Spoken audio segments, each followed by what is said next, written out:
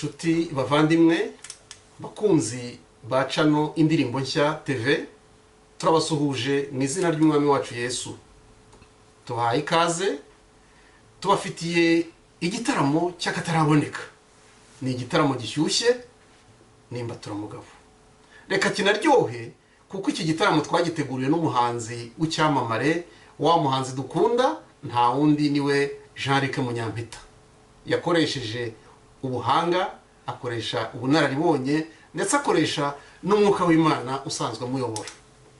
Iki gitaramo rero gifite insanganyamatsiko ariyo Uwiteka niwe buhungiro bwacu.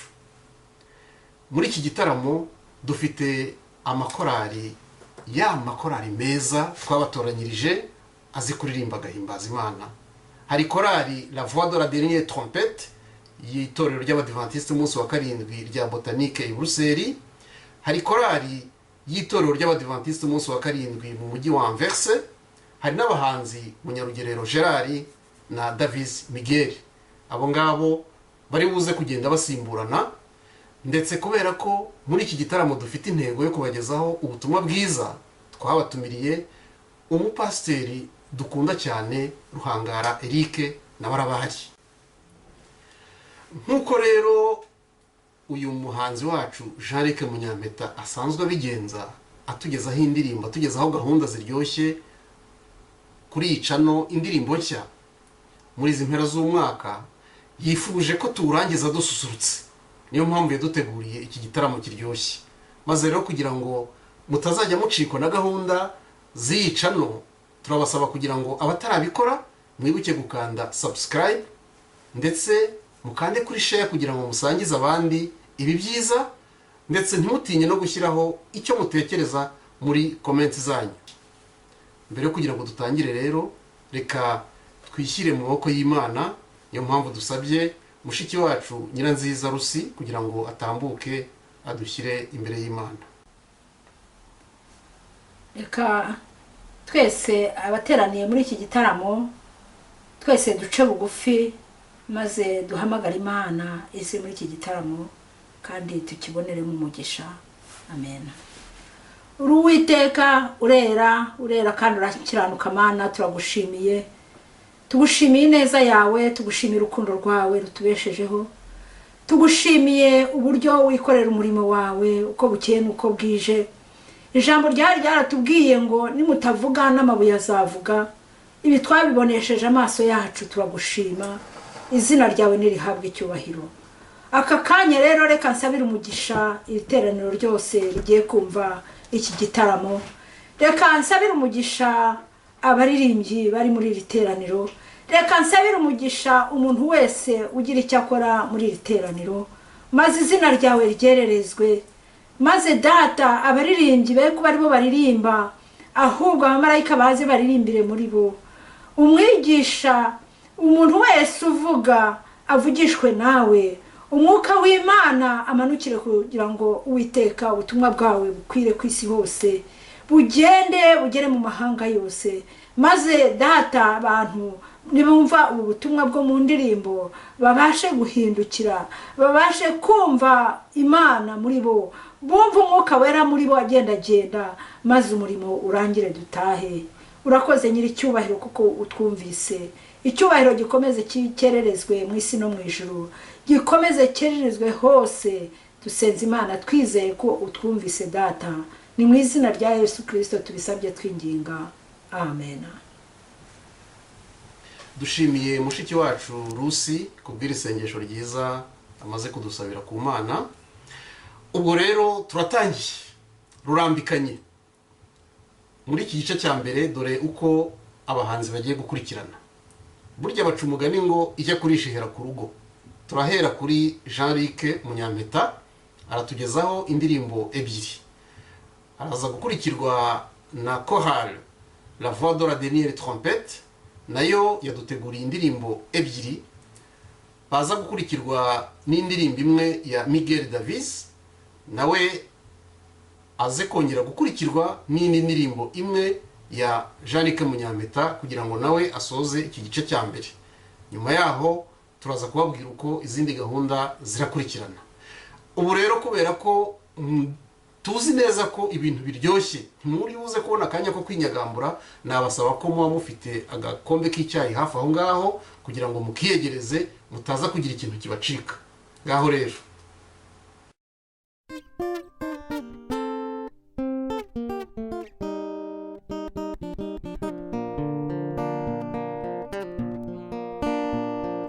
Jésus est monté à la montagne des bénédictions. En sa présence était une grande foule, viennent lui écouter.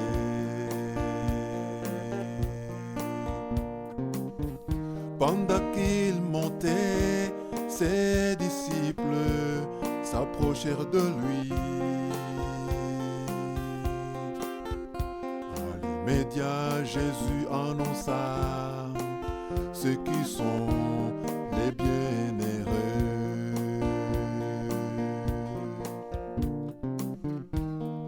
Heureux les pauvres en esprit,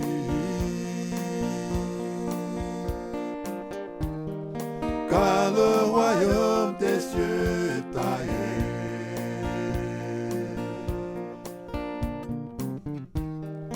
Heureux aussi les affligés,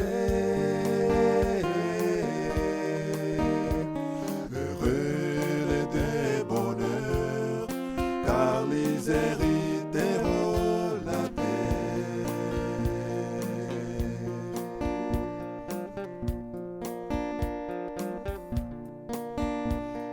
Ceux qui ont fait et ceux qui ont soifé de la justice, qui cherchaient Dieu de tout leur cœur et humiliés seront rassasiés.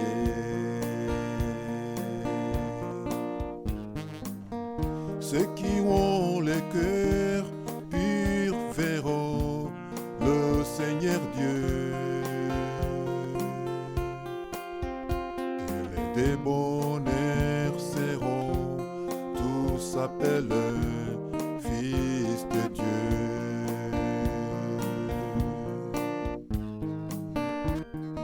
Heureux les pauvres en esprit,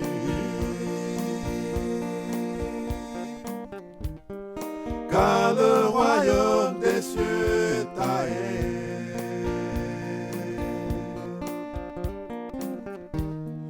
Heureux aussi les affligés, heureux les débonneurs, car les hériteront la terre.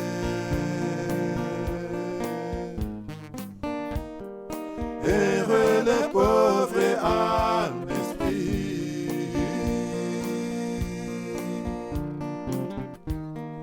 car le royaume des cieux est taillé.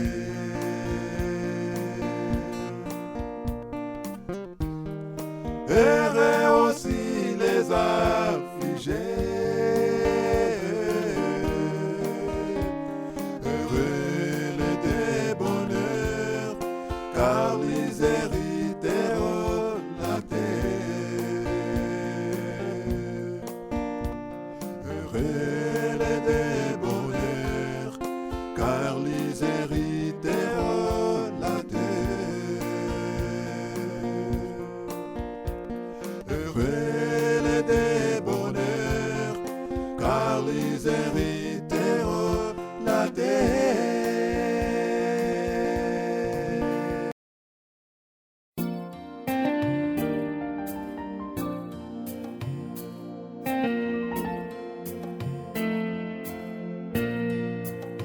Muri icyo gihe Herode arenganya abo mu itorero abagirira nabi, maze yicisha Yakobo inkota. Hanyuma ibyo binezeza abayuda, abonye ko abayuda banezerewe, afata Petero aramufunga, amurindisha abasirikare benshi, agira ngo azamwice Pasika ishize.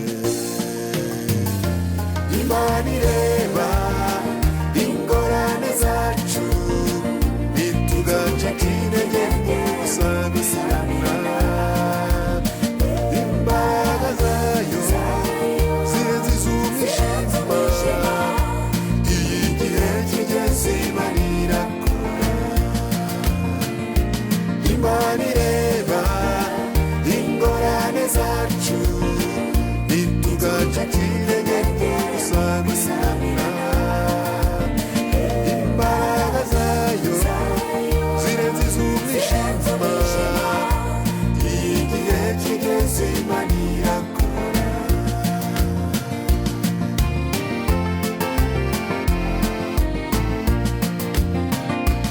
Imana irinda Petero bikomeye,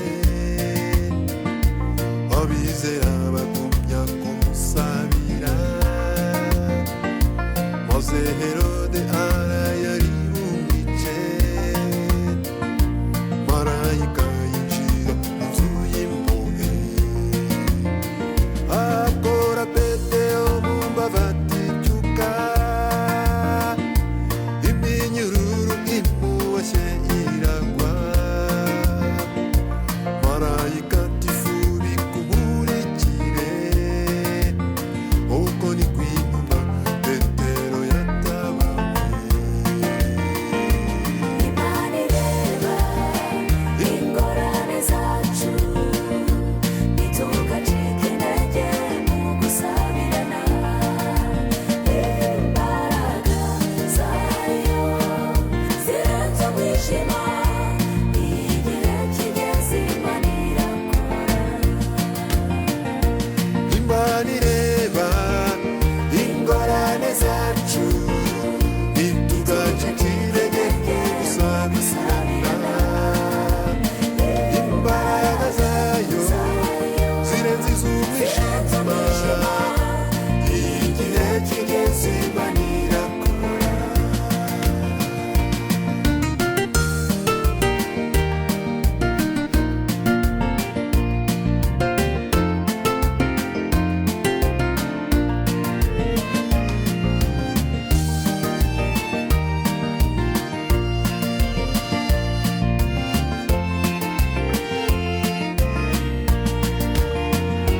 Natwe tuzirikana ibizatubaho,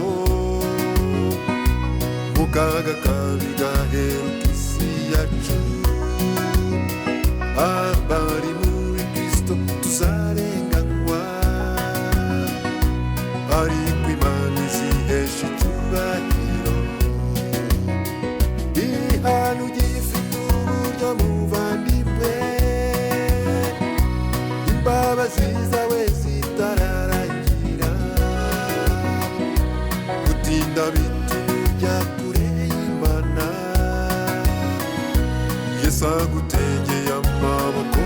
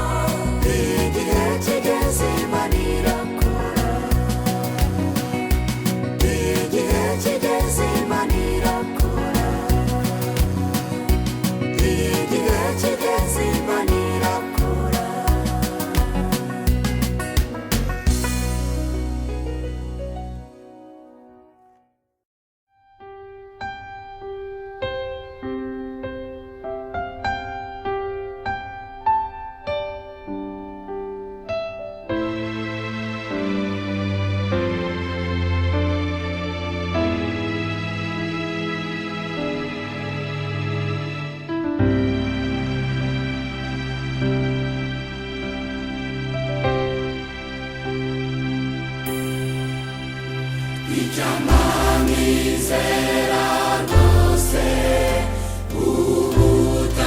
ubutadohoka, sinigishwe n'ubukene cyangwa ibyago byose, sinivovote mbabajwe n'igihano cyawe, ahubwo nimbamuka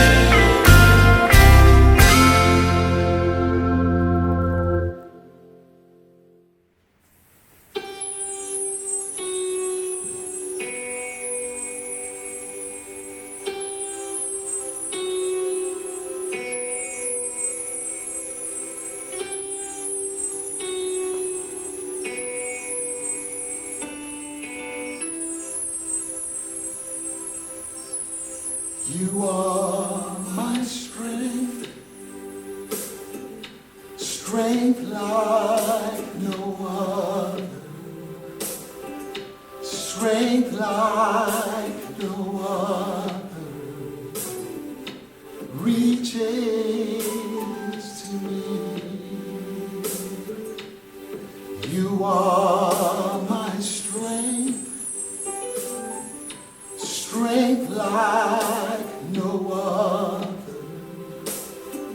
strength like no other reaches to me. In the fullness of your grace, in the power of your name, you lift me up, you lift me up. In the fullness of your grace, in the power of your name, you lift me up. Oh, you lift me up. You are my strength, strength like no other, strength like no other reaches to me. You are my strength, strength like no other, strength like no other reaches to me. In the fullness of your grace, in the power of your name, you lift me up, you lift me up. Oh, in the fullness of your grace, in the power of your name, you lift me up, you lift me up.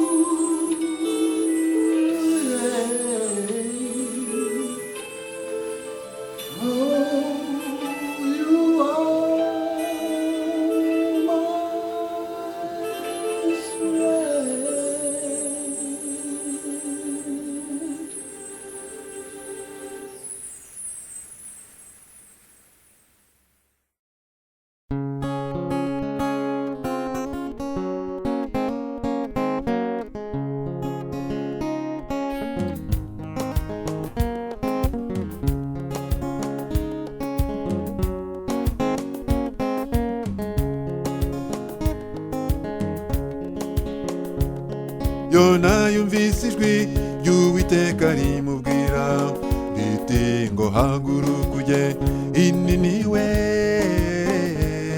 uburira abatuye uwo murwa munini kuko ibyaha byabo bibaye byinshi. Ariko Yona arahaguruka ngo aho ngo Uwiteka agura itike y'urugendo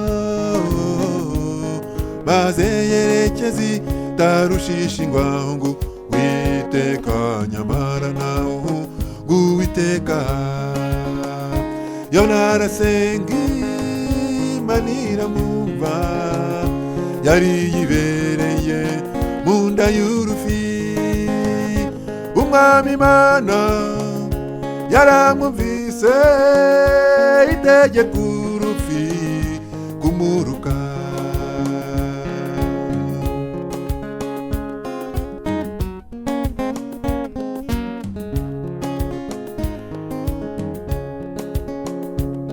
Nuko umutware bwataramwegeramo baza ati se wabaye ute wa munyabitotsi we, ngaho takambiri mana yawe yibwire, twibuke ahari yadukiza umuraba.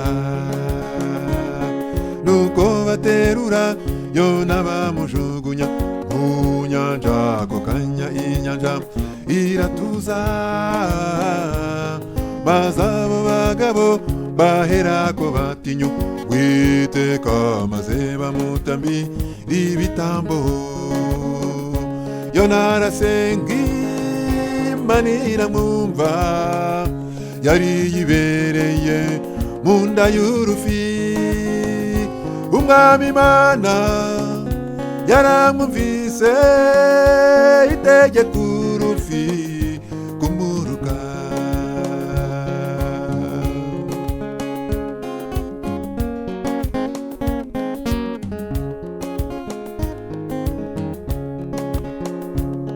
Yona ajya mu murwa arangurura n'ijwi rirenga, aburira abatuye Niniwe. Hasigaye iminsi 40 Niniwe rimbuke, maze ab'i Niniwe barihana. Nawe haguruka urangurure n'ijwi rirenga, uvuga ubutumwa buheruka. Koresha igihe wahawe neza uburire abantu biteguze kuza kwa Yesu. Yona arasenga Imana iramwumva, yari yibereye mu nda y'urufi. Umwami Imana yaramwumvise itegeka urufi kumuruka. Yona arasenga Imana iramwumva, yari yibereye mu nda y'urufi. Umwami Imana yaramwumvise itegeka urufi kumuruka. Umwami Imana yaramwumvise itegeka urufi kumuruka. Ibi ni byiza, ibi ni byiza, ibi ni byiza, kandi biraryoshye, kandi biraryoshye. Yewe ubihinyura, yewe ubihinyura, urushakanya gato kadahitse umunota. Inshuti bavandimwe rero kandi bakunzi bacano indirimbo nshya, ubu ngubu tugeze mu mwanya ukomeye cyane. Turangije igice cya mbere cyari kiryoshye mwacyumvise, ariko rero ntabwo twatahira kumva gusa. Mwene data Jean-Luc Munyampeta yaduteguriye rwose ibyiza, ku buryo yavuze ati ntabwo nakunda ko mwakwicwa n'inzara. Niyo mpamvu mubwiye ngo mukarabe intoki, ariko cyane cyane mukarabe imitima yanyu, kuko ngubu tugiye gufungura, tugiye kugaburirwa umutsima w'ubugingo. Umuntu ugiye kutugezaho rero ubu butumwa bwiza nta wundi ni wa mupasiteri wacu dukunda, wa mupasiteri tuzi kubera ubutumwa bwiza atugezaho n'imbaraga z'umwuka afite. Ubu ngubu tugiye kumutega amatwi, nta wundi rero ni mwene data Pasiteri Eric Ruhangara. Ubuntu n'amahoro biva ku Mana Data wa twese no ku Mwami wanjye Yesu Kristo bibane nawe. Nguhaye ikaze muri uyu mwanya wo kwiga ijambo ry'Imana. Sinzi niba warigeze ugera mu bihe bikomeye cyane, ibihe by'ibigeragezo, ibihe by'akaga, ibihe bikuremereye cyane, maze ukumva yuko Imana ikwiriye kugutabara, ukumva yuko abantu bose bagutereranye nta kintu bashobora kugukorera, ukumva ko Imana yonyine ari ibasha kugira icyo ikora. Uyu munsi nkuzaniye ubutumwa bwo mu bihe bikomeye cyane, nkuzaniye ubutumwa bw'ishimwe igihe umuntu amaze kunyura mu bibazo. ni ubutumwa buboneka muri Zaburi ya 34. Haravuga ngo nzahimbaza Uwiteka iminsi yose, ishimwe rye rizaba mu kanwa kanjye iteka. Marayika w'Uwiteka abambisha amahema yo kugota abamwubaha akabakiza. Nimusogongere mumenye yuko Uwiteka agira neza. Hahirwa umuhungiraho.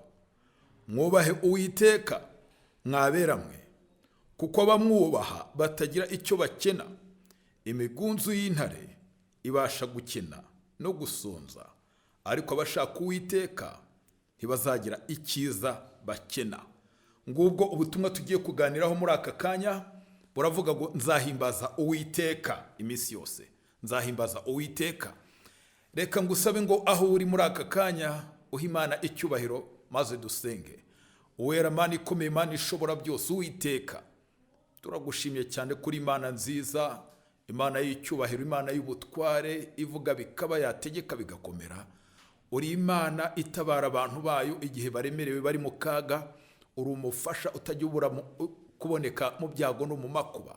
Uyu munsi muri aka kanya turakwinginze kugira ngo uze uduhuguze ijambo ryawe, uduhuguze iyi Zaburi, uyitwigishe, uturememo ibyiringiro. Mu izina rya Yesu niko dusenze, amen. Nzahimbaza Uwiteka iminsi yose. Iyi ni Zaburi ya 34 nk'uko maze kubikubwira.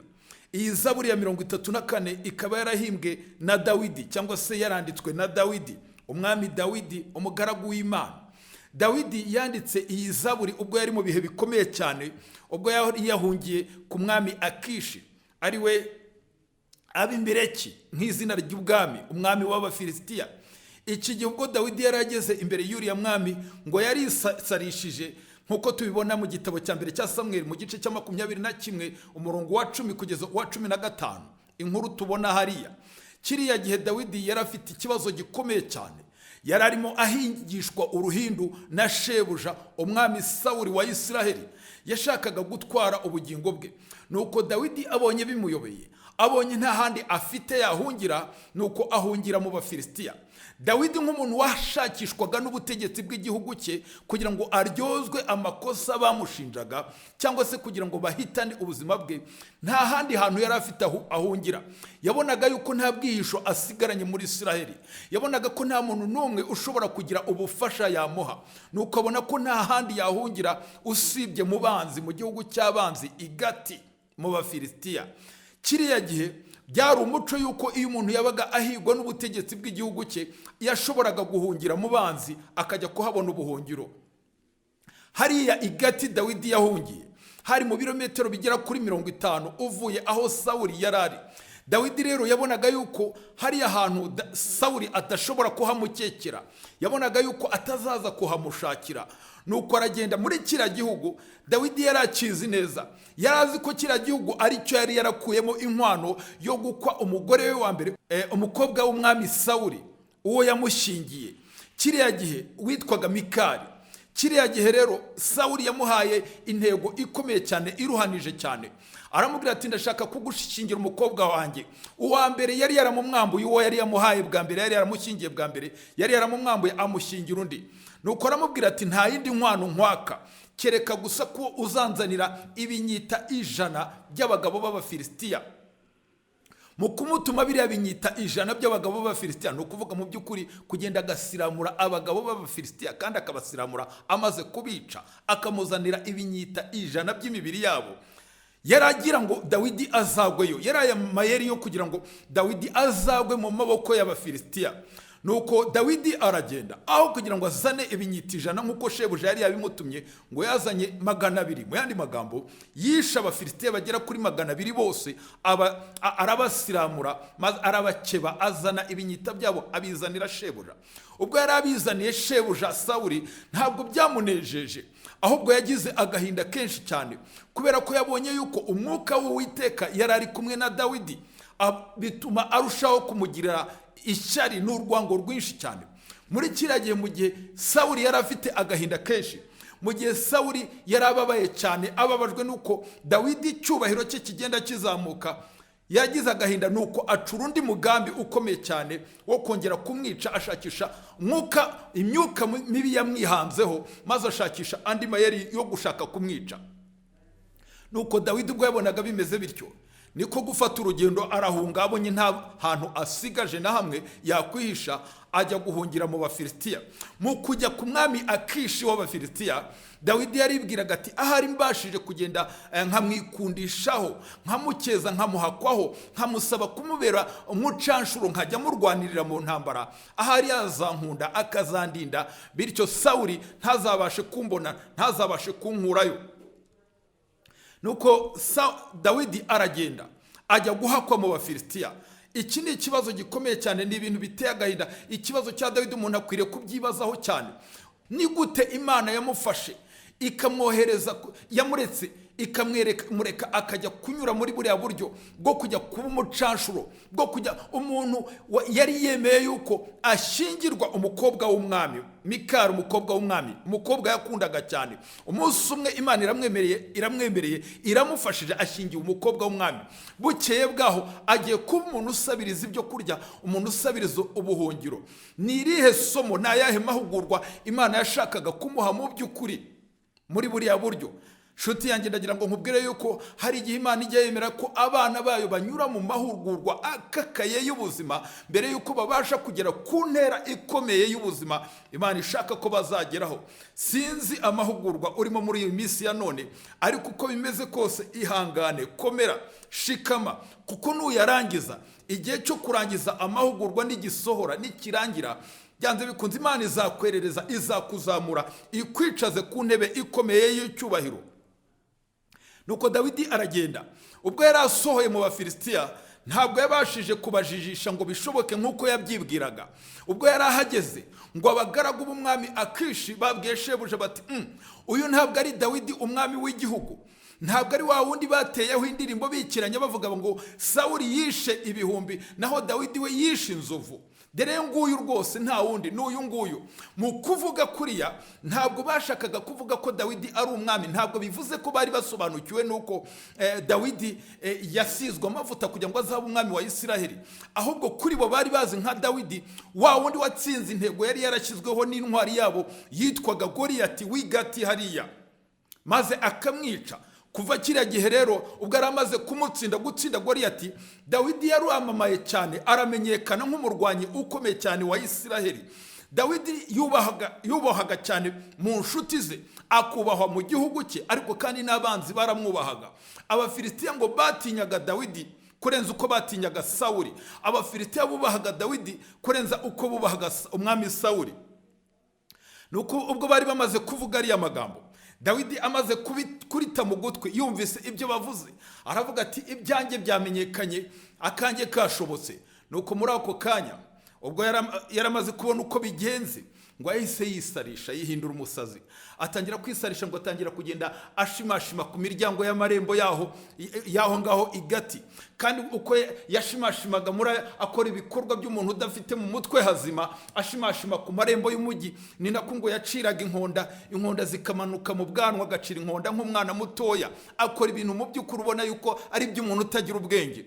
Impamvu Dawidi yakoze biriya bintu ni amayeri akomeye yari ashakishije. Kubera iki? Kubera ko muri kiriya gihe hari imyumvire yavugaga yuko imyumvire yari yarabaye gikwira, yuko iyo umuntu agiriye nabi umurwayi wo mu mutwe cyangwa se umusazi, akaba yamukubita cyangwa se akaba yamwica, ya imyuka imurimo, cyangwa se reka mbivuge gutyo, nawe ahita ahinduka umusazi, cyangwa se imyuka y'abadayimoni imurimo, niba ari uwatewe n'abadayimoni, ihita imuzamo, ihita ijya mu muntu wamukubise. Ibyo bintu rero Dawidi yari abizi, kandi yari azi ko n'Abafilisitiya ariko babyizera. Nuko amaze kubikora, icyo gihe umwami Akishi ntacyo yashoboraga kumukoraho, nubwo Dawidi yari yabanje kumugirira ubwoba, yibwira yuko agiye kumwica. Nuko umwami Akishi aramureba ati iki kigabo mwanyohereje munzaniye, murabona atari igisazi, muragira ngo nkigenze nte? Mbese iki kigabo cyangirira mu rugo, ngewe nkeneye abasazi, mu by'ukuri muragira ngo mukoreshe iki? Nuko ubwo byari bigenze kuriya, Dawidi abonye nta kintu bamutwaye, abonye yuko ahavuye amahoro, icyo gihe Dawidi yabonye yuko nta kindi akwiriye gukora usibye gushima Imana.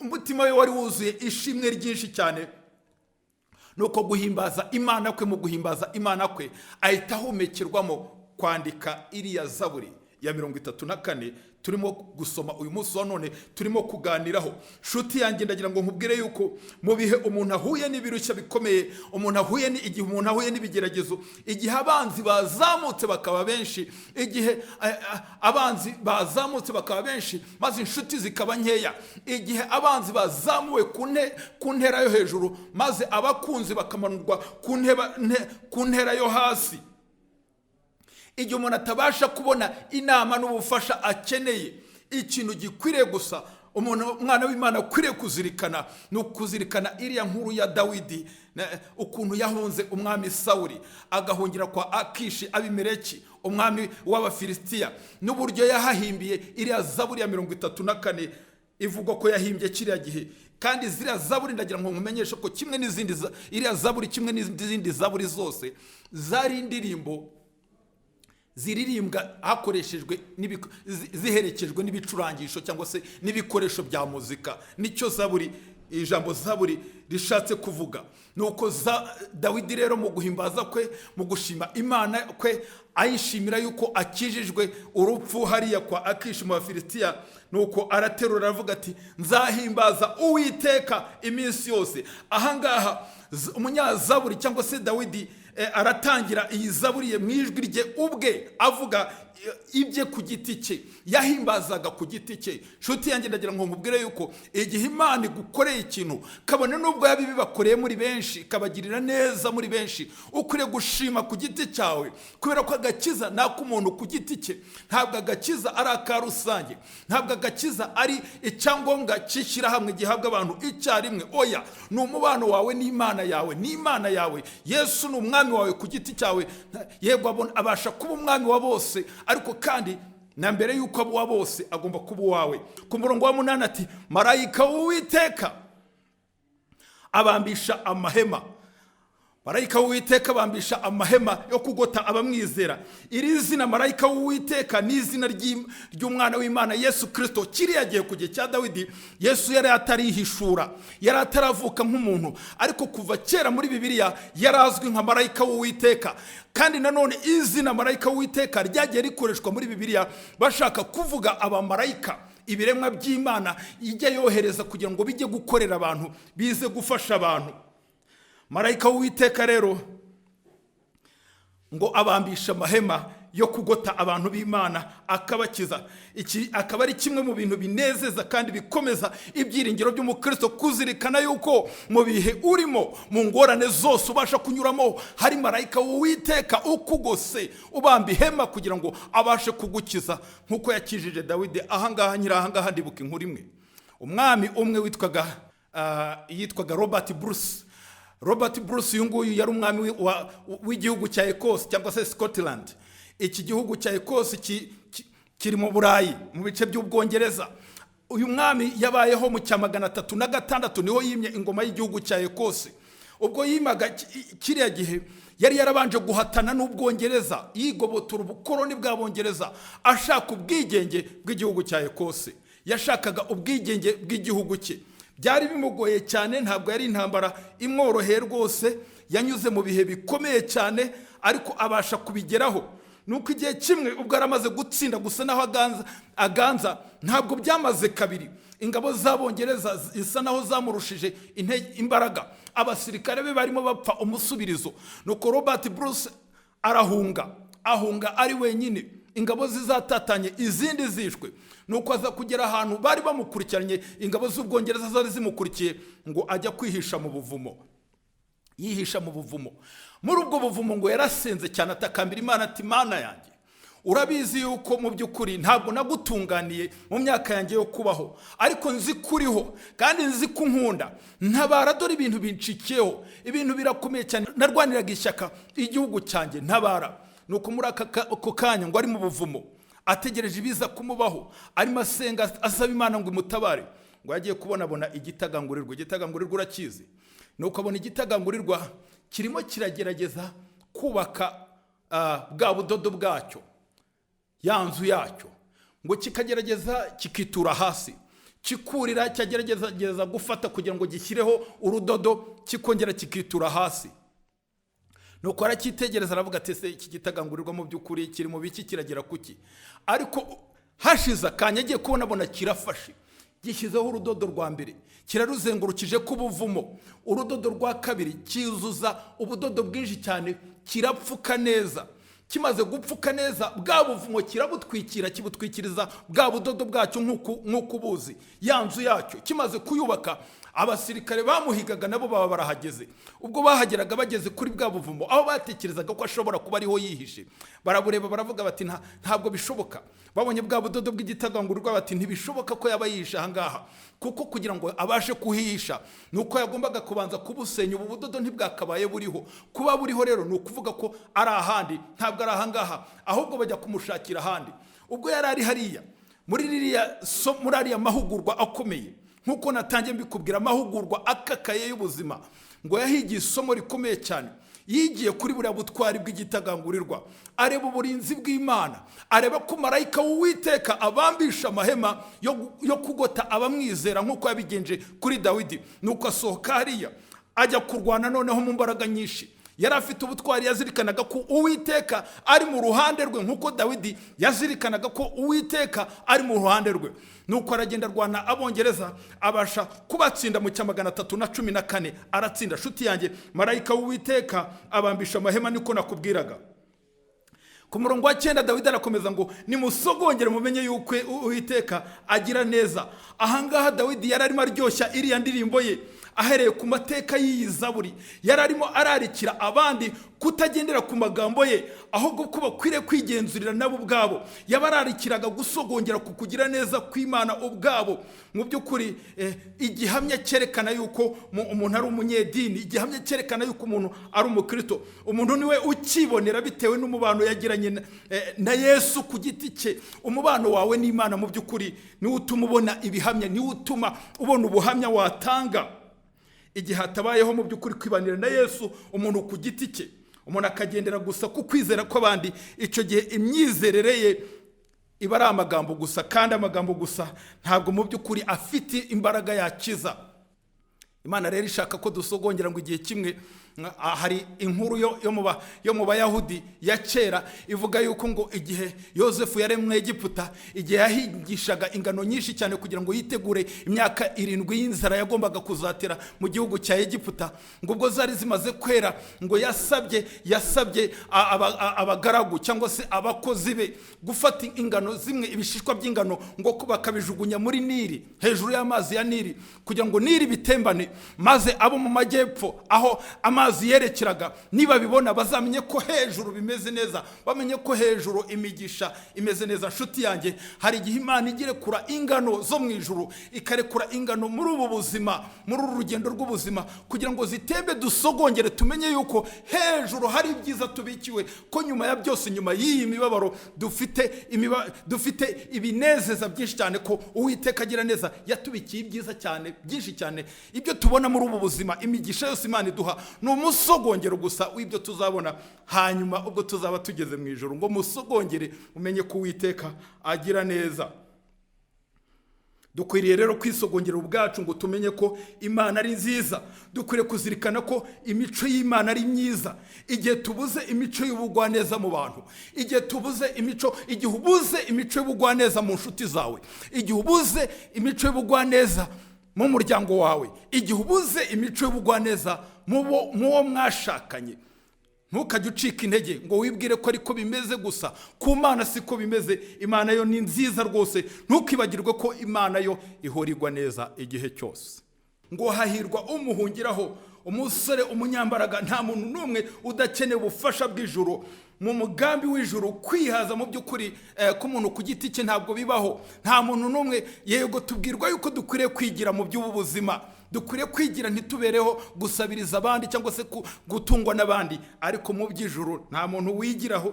Buri wese akeneye Imana, buri muntu wese akeneye Imana. Mu gusoza ku murongo wa 11 ati imigunzu y'intare ibasha gukena.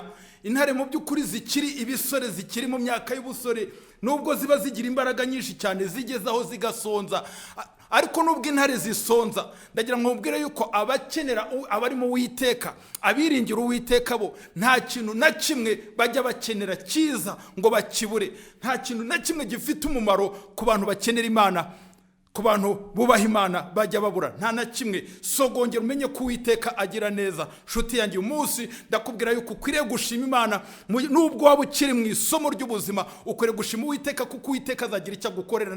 Kasoreze kuri iki gitekerezo cyabayeho igihe kimwe ingabo z'Ubwongereza zari mu bwato bugendera munsi y'inyanja.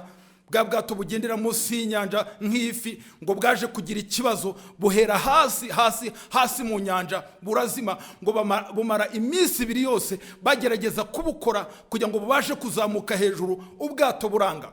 Nuko umusirikare mukuru, bwari ubwato bwa gisirikare wari uyoboye abandi, abonye yuko binaniranye atangariza abasirikare yayoboraga cyangwa se abasare bari kumwe, arababwira ati uko bigaragara dusigaje igihe gitoya cyo kubaho bashaho, ntabwo bagenzi bacu babasha kuza kudushakisha, nta butabazi bubasha kutugeraho kuko ntibazi agace duherereyemo k'inyanja, nta kindi. Nuko arangije ngo atera indirimbo ivuga ngo ungumane. Ati ungumane ko bugiye kwira, haje umwijima mwamungumane, ubwo bagenzi banjye bansiga, ubwo bagenzi banjye batabasha kugira icyo bankorera, ubwo nta muntu ubasha kuza kudutabara ahangaha, nk'abagenyine mwami ungumane. Aya magambo yavugaga yari indirimbo yanditswe n'umuntu witwaga Henry Francis. Uyu nguyu akaba yari umupastoro wo mu gihugu cya Ecosse w'umwangirikani, niwe wanditse iriya ndirimbo. Yayanditse ahagana mu mwaka w'820. Amateka avuga ko Henry Francis yanditse iriya ndirimbo ubwo yari yagiye gusura umuntu w'inshuti ye ya kera wari urwaye cyane yenda gupfa. Nuko ubwo yari agiye gutandukana nawe, inshuti mufata akaboko ngo gumana nanjye, ugumane nanjye. Nuko agira agahinda kenshi cyane, arayitegereza ariko ntiyabashaga kuhaguma, ahubwo yandika iriya ndirimbo, yandika amagambo agize iriya ndirimbo. Indirimbo izwi mu ndirimbo zo guhimbaza Imana, indirimbo ya 29 niba nibuka neza mu gitabo cy'Abadiventiste b'umunsi wa 7. Nuko arayandika, urwandiko rusigira umuryango w'uwo murwayi. Amaze kurusiga, amateka avuga ko nawe nyuma y'imyaka 27 mu cya 847 yararwaye cyane yenda gupfa. Ubwo yari agiye gupfa, abonye yuko iminsi ye yegereje, nibwo yibutse ya nkuru, yibuka ya magambo y'indirimbo yanditse yasigiye inshuti ye. Nuko arangije ayakoramo, ayashyira muri muzika, akoramo iriya ndirimbo ivuga ngo ungumane ko bugiye kwira. Nuko babasirikare bararirimba, bamaze kuririmba ya ndirimbo bari mu bwato. Nuko komanda w'ubwato arangije ategeka ko babaha ibinini, imiti isinziriza kugira ngo basinzire mu mutuzo badahangayitse. Babaha ibinini ngo babanze babinywe maze bapfe batuje nta bwoba. Ngo batangira kubifata. Umwe mu basare ubwo yaragifata kiriya kinini ngo cyarihuse cyane mu buryo budasobanutse, ahita asinzira ngo yitura hasi. Amaze kwitura hasi ngo yitura ku cyuma kimwe, ku piyesi imwe y'ubwato. Iyo piyesi yahise yatsa bwa bwato bwari bwarapfuye, maze ubwato buraka, ubwato bwongera gukora, maze ubwa bwato yasumare irongera irazamuka, barayizamura bayigeza hejuru. Nuko yerekeza ku cyambu amahoro, bagera ku cyambu basohorayo amahoro. Nuko bagenda baririmba. Nshuti yanjye ndagira ngo nkubwire yuko Uwiteka agira neza. Ndagira ngo nkubwire yuko nyuma y'iyi mibabaro, nyuma y'amasomo uri kunyuramo, igihe kimwe ubwato urimo buzazamuka hejuru, maze werekeze ku cyambu amahoro, usohora amahoro. Kandi nyuma y'iyi mibabaro y'ubu buzima, igihe kimwe uzasohora ku cyambu cyo mu ijuru, maze ubeho byiteka ryose, ubeho mu munezero udashira. Uwo munezero ndawukwifuriza, ndifuza ko wazawugira ukaba wawe mu izina rya Yesu, amen. Ibi ni byiza, ibi ni byiza, ibi ni byiza, kandi biraryoshye, kandi biraryoshye. Yewe ubihinyura, yewe ubihinyura, urushakanya gato kadahitse umunota.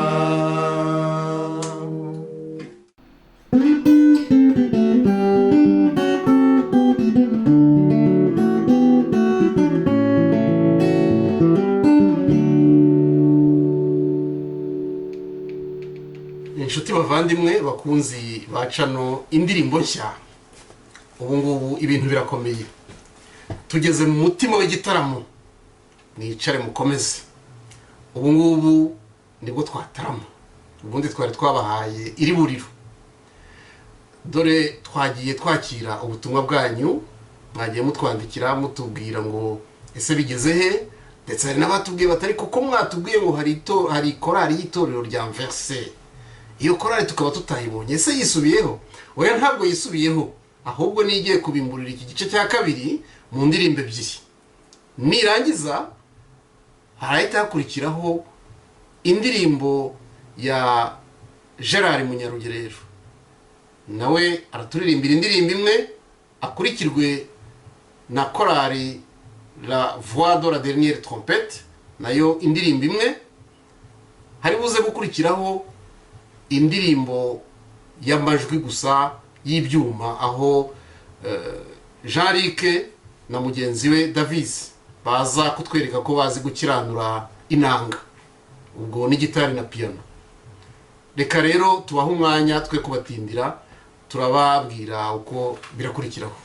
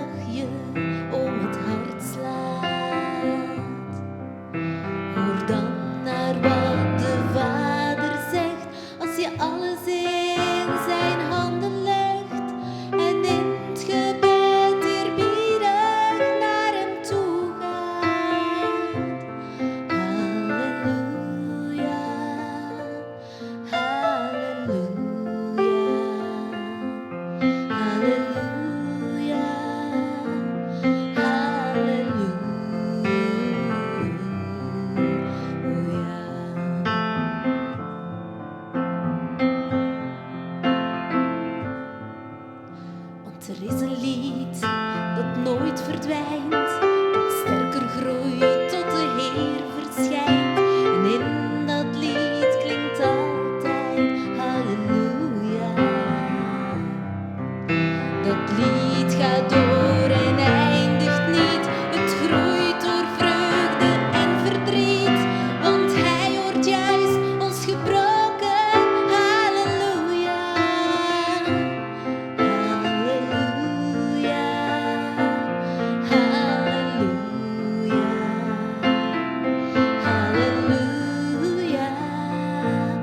Halleluja.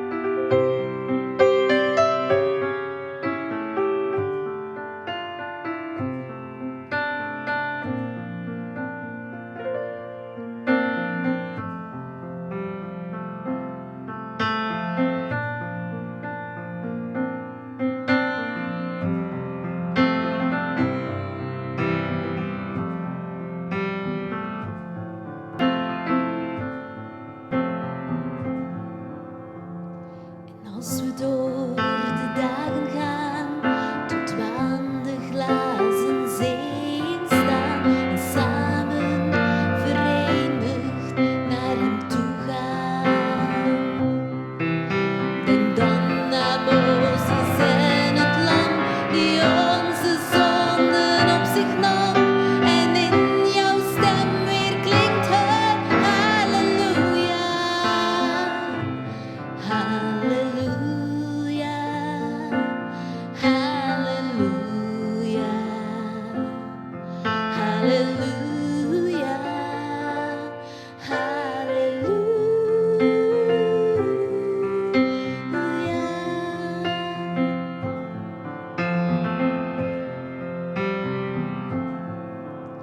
En als het leven moeilijk is, geeft Hij ons dat wat nodig is. Dus ook in ons verdriet, oh halleluja. Kijk om je heen, al zie je het niet. De Heer is trouw en Hij wankelt niet. En fluister dan maar zachtjes, halleluja. Halleluja. Halleluja. Halleluja.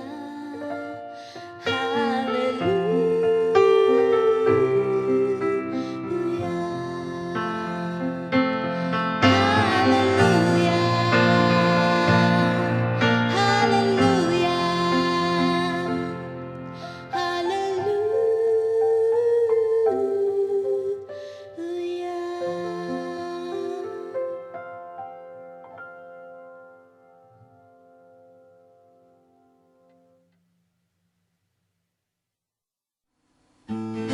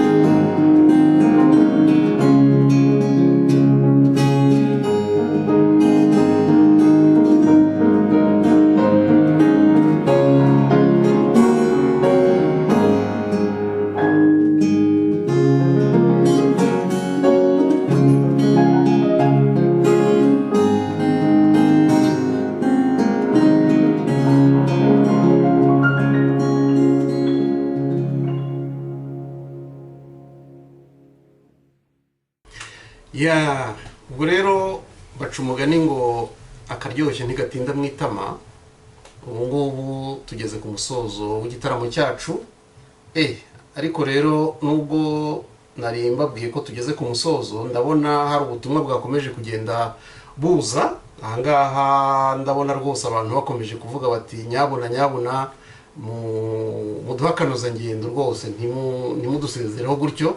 Iki gitaramo cyakunzwe pe, twabashimiye cyane. Ubwo rero nk'uko dusanzwe tubigenza hano kuri cano indirimbo nshya, twiyemeje kutazabatenguha.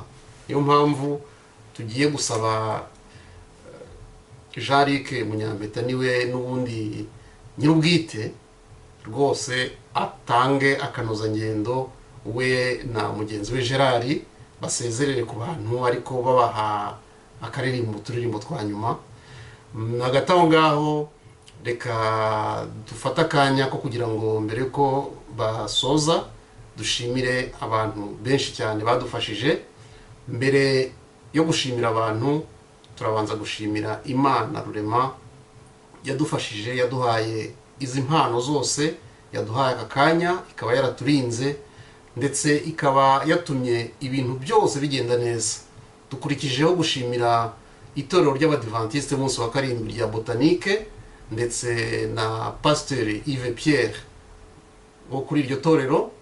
Turashimira kandi abahanzi Gerard Munyarugerero, turashimira korali La Voix de la Dernière Trompette, turashimira korali ya Anverse, turashimira Miguel David, ndetse turashimira Radio Voice of Hope, turashimira Kamugisha Regis, turashimira Nyiranziza Rit, turashimira pasiteri wacu Eric Ruhangara, turashimira studio Intuge, turashimira Jean Joseph ku buhanga bw'ibyuma, turashimira producer Dani na studio audio ya chorale Voix de la Dernière Trompette, turashimira ishyirahamwe Fora.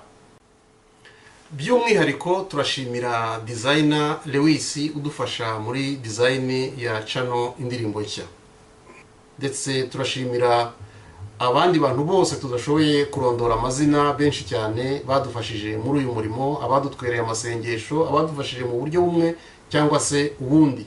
Turasaba rero abantu mukunda iyi channel kutuguma hafi, mukore subscribe nk'uko twabibasabye, muyisangize. Ibyiza ntabwo tugomba kubyihererana, muyisangize abandi, ndetse ibyiza byose biva mu ijuru turabibifurije kugira ngo tujye tubibona muri izi ndirimbo zacu.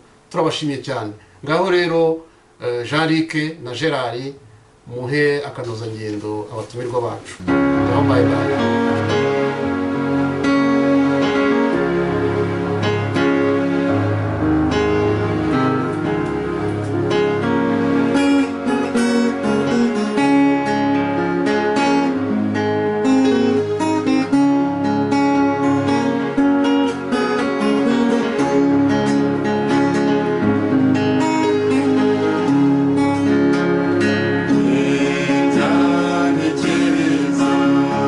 Tous les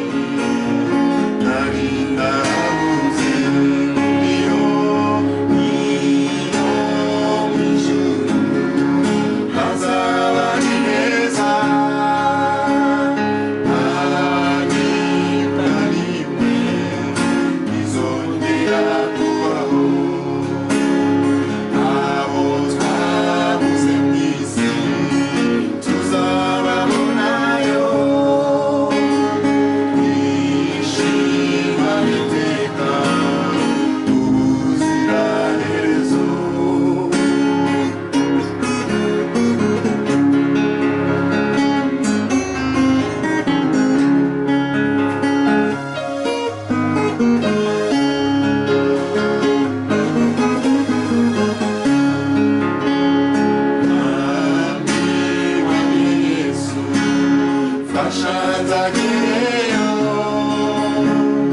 zaziri kwisi nigire mwijuru Nurabeho wasiwe imibabaro yawe Nigiriye mwijuru wibera amahoro iyo mwijuru azaba ari heza nta nimba rimwe izongera kubayo abo twabuze mu isi tuzababonayo twishimane iteka ubuziraherezo iyo mwijuru hazaba ari heza nta nimba rimwe izongera kubayo abo twabuze mu isi tuzababonayo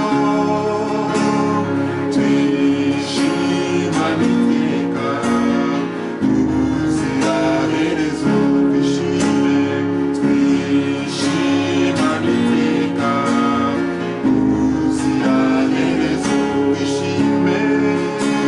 twishimane iteka ubuziraherezo